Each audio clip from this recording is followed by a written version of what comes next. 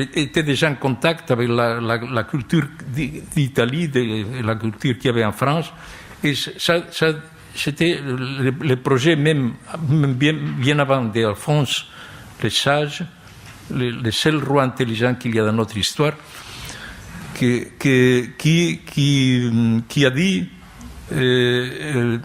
laissons ceux qui veulent étudier des droits qui aillent à Bologne, la théologie à la Sorbonne, et faisons Tolède la capitale de la science. Ça, c'était le projet culturel qui anticipait la Renaissance. Mais c'est-à-dire, malheureusement, en Espagne, il y a cette discontinuité historique qui fait que tous les projets, qu'on peut dire modernes, ont échoué. Bon, il faudrait analyser pourquoi, mais ce n'est pas l'endroit le plus précis, mais voilà, je voudrais laisser la parole à une autre.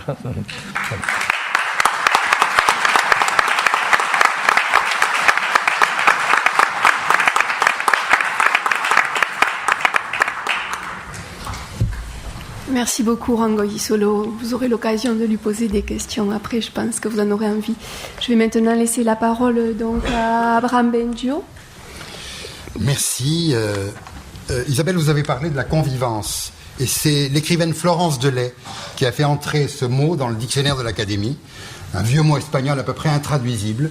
Elle disait, je la cite, « Ce mot embrasse une période qui dura près de 8 siècles et pendant laquelle juifs, chrétiens et musulmans vécurent ensemble de 711 à 1492. » Et elle ajoute que le jour où l'Académie a accepté d'adopter ce mot, je la cite, « Je revis des clochers en briques ressemblant à des minarets, des églises en forme de synagogue.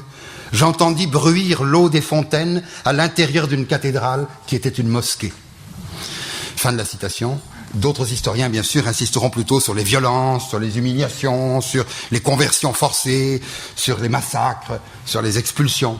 La réalité, elle est cyclique. Si je m'en tiens à mon sujet, qui est l'histoire des Juifs d'Espagne, on peut dire que sous chacun de leurs maîtres successifs, les Juifs ont connu d'abord une époque de prospérité et qui s'est ensuite très très mal terminée, à chaque fois.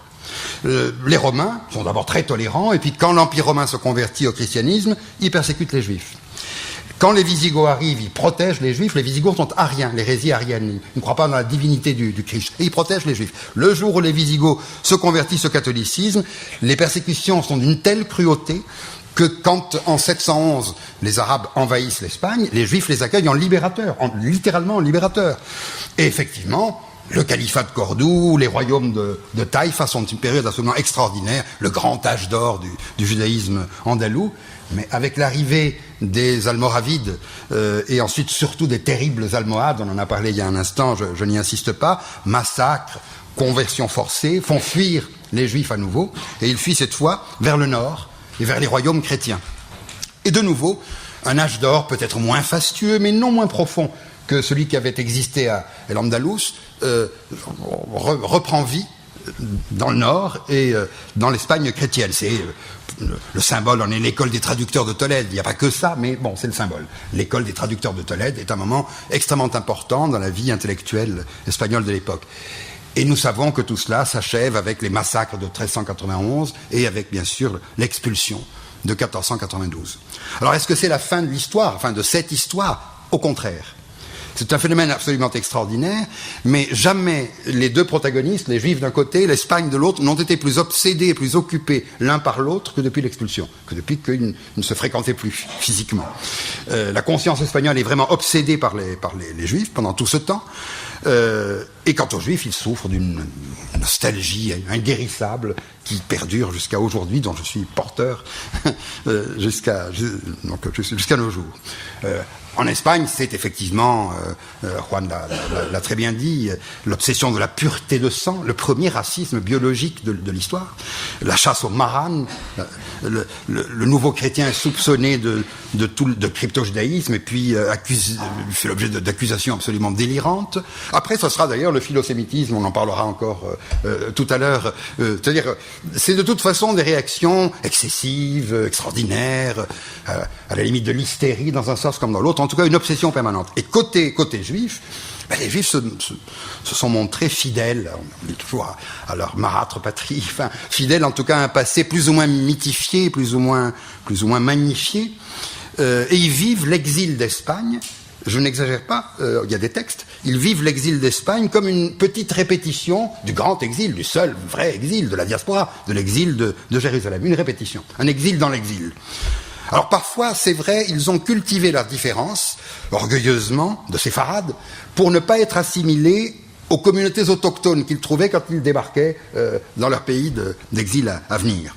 Par exemple, dans l'Empire ottoman, ils trouvent les Juifs de l'ancien Empire romain d'Orient, ce sont les Romagnotes, ils les trouvent bien inférieurs à la brillante culture espagnole, et ils ne veulent pas se mélanger, ou en tout cas, ils ne veulent pas qu'on les confonde avec eux. Et donc, ils se présentent comme d'authentiques séfarades, des Espagnols. Mais c'est pareil au nord du Maroc, où ces Juifs qui arrivent, qui sont expulsés, trouvent ce qu'ils appellent, non sans quelques morgues, et j'allais dire un peu familièrement, sans quelques toupets, les Toshavim, les résidents sont là, mais ils considèrent qu'ils sont d'une culture très inférieure à la leur, c'est-à-dire les Megorachim mi Castilla, les expulsés de Castille.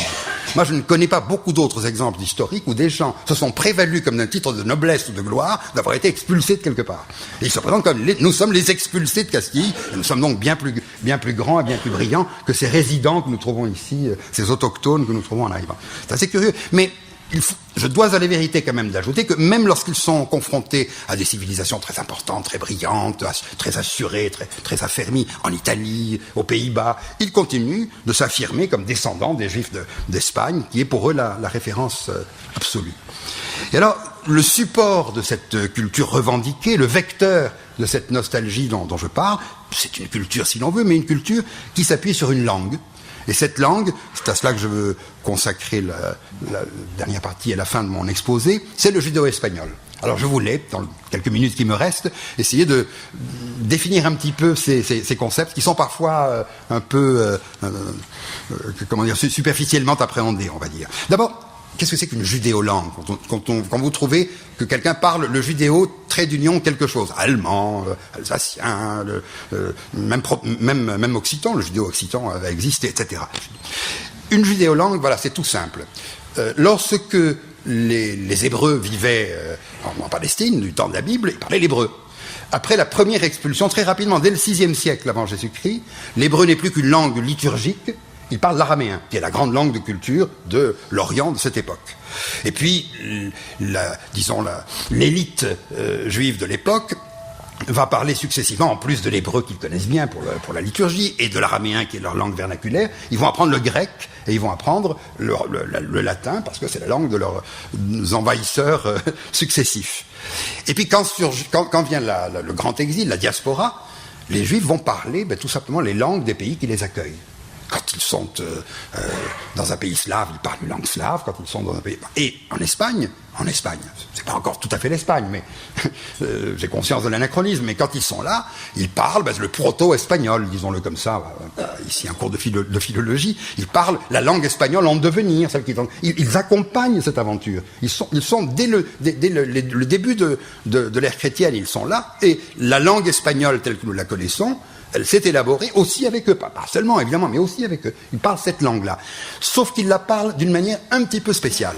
Parce que, évidemment, pour exprimer leur réalité quotidienne, les fêtes, le culte juif, les relations familiales, tout ce qui fait la spécificité de la civilisation juive, leurs appréhensions, leurs relations parfois difficiles avec leurs voisins, etc., ils sont obligés de farcir les phrases qu'ils prononcent de mots qui viennent de l'hébreu, qui viennent de l'araméen, ou qui viennent d'autres exils, et qu'ils ont transportés avec eux. Et du coup, ça fait des phrases qui deviennent presque pas inintelligible, mais quand même très, très typé.